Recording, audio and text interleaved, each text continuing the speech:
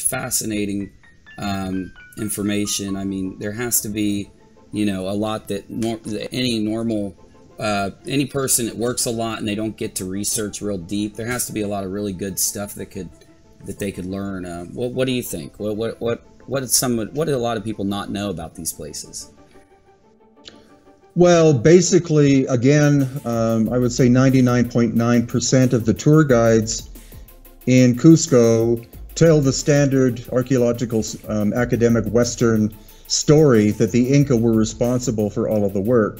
But we've had many engineers come here, and they look at the megalithic constructions, and they have a difficult time trying to figure out how we could do it in the 21st century. So there's no way the Inca could have done that work. Also, all of the megalithic structures have cataclysmic damage of some kind, which again, the tour guides will blame on the Spanish, but the Spanish couldn't have done the level of damage that we're looking at. We're looking at intense heat damage, massive blocks of 10 tons or more being split in half.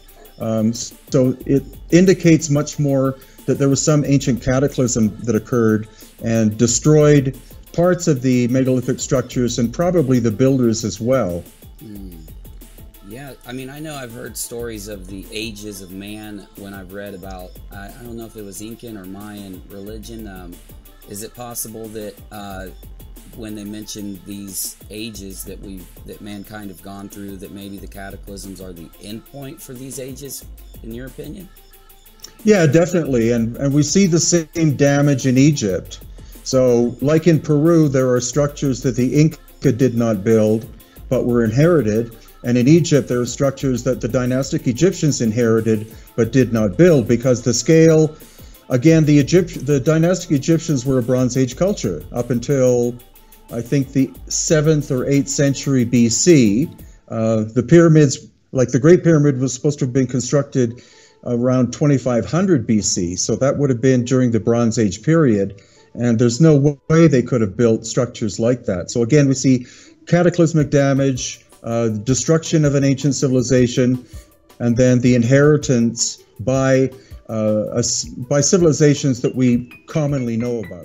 My thought is that humankind has probably been around a lot longer than what the books tell us. Do you agree with that statement? Do you think that maybe, I know that when we look, and it always bothers me, I see that they say that 40,000 or 50 or even 100,000 years ago we were, you know, hunter-gatherers, and all that kind of information always doesn't sit right with me. So what's your opinion there? Do you think humankind has been advanced much longer than they want to admit? Yeah, I think we've gone through cycles of time, cycles of destruction.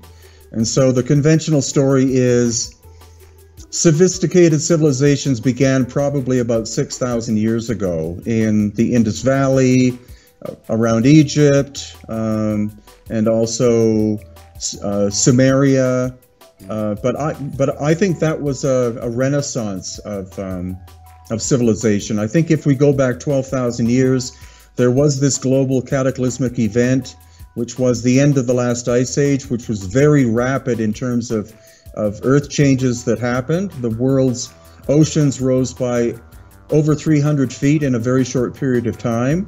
And so also just that fact by itself, with the melting of the ice and that increase in the volume of seawater, the amount of pressure on the crust of the earth would have triggered a lot of volcanic activity and massive earthquakes and things like that. So if we go back before 12,000 years, I think that's when the megalithic structures were created by very advanced civilizations.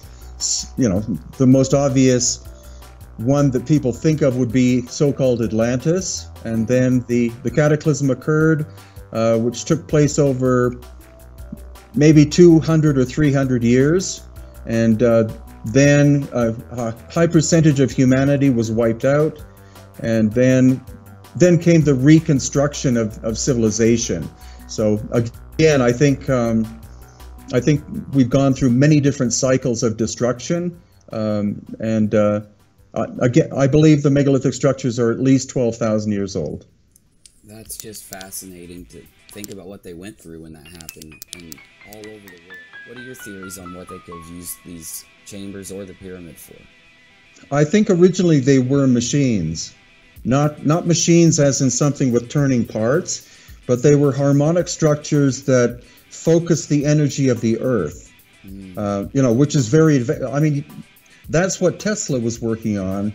And so we're talking about people 12,000 plus years ago who were working on or knew the concept of free energy, how to utilize the energy of the planet.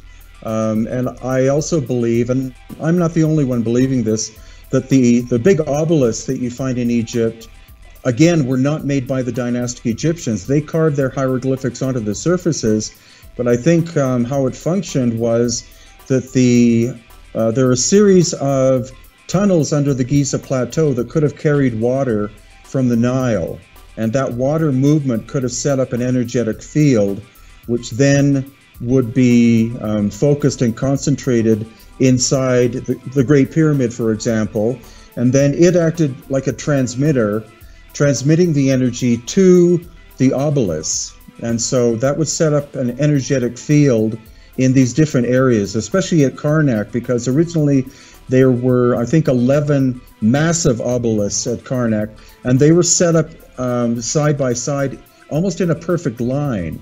Not set up ceremonially. They were set up like an energetic grid. And then when the cataclysm happened, these energetic facilities first overloaded with energy, and then sent too much energy to the obelisks, and that's why most of the obelisks you see catastrophic damage to them, like burn marks and things like that. And then the whole system went offline as the cataclysm was undergoing. That's so fascinating. I've actually read many opinions that say that it could have been used as a power facility, and in my own personal opinion is that it makes a lot of sense. Tesla was ahead of his time, and I don't mean to get too conspiratorial, but it does seem like Tesla was kind of defeated by something, or his information was withheld by something. It seems like all the little facts that could expose the true use of the pyramids or some of the other megalithic structures. It seems like there's some kind of force there that's always been trying to hide that from the greater people. And it makes a lot of sense. It really does. I've actually done videos on this a few months ago. I was obsessed with this thought, and I did videos on the idea that the mainstream archaeological people are hiding this from us and attempting to, and that's why we see on our money and in our capital I've actually seen that they've taken some of the obelisks from Egypt to Washington, D.C. and England, and it all fits together pretty well when you look at the big picture, I think. Yeah, well, I agree, and the problem that Tesla had was that he wanted to offer this to the world for free, which is a big mistake. Governments and businesses didn't like that concept, and so that's why they basically crushed him, and they've been suppressing a lot of that knowledge up until now. The good thing is that we have the internet, and so rather than there being one man who has developed phenomenal capabilities that could project us into the future, into a much cleaner economy, etc., there are thousands of different inventors around the world working on little micro projects, and I think that's the future that we'll be heading towards, is people inventing little projects, and so many of them that there's no way that the powers that be can stop this kind of stuff. Exactly, and we see this all over the board. Sometimes when I make videos on this topic, they restrict me from 67 or 50 or 60 countries that aren't allowed to view my video because for some reason that we're not told, and I think that it all tells a story for sure. So I'm really happy that you said that, honestly, because it confirms a little bit of my suspicion and makes me feel not so crazy. So. But, well, Brien, this has been a pleasure for me. It's like a dream. And when I saw you, I've seen you on Ancient Aliens. Can you tell us how that all went and your experience with being on the show really fast? Yeah, it was. It's been a great experience. I'm not sure if I'll be on again because they tend to have me on when I'm in the right location, or if they have an important project in Peru or Bolivia, then they'll usually add me to it. So it has been a great experience. I can't believe I went from watching season 1 to being on in season 3, but it's just one of those things that they contacted me, and they wanted me basically to be their fixer, which is the person who arranges hotels and things. And when they found out that I had been studying a lot of this, then they said, well, maybe we should have you on camera.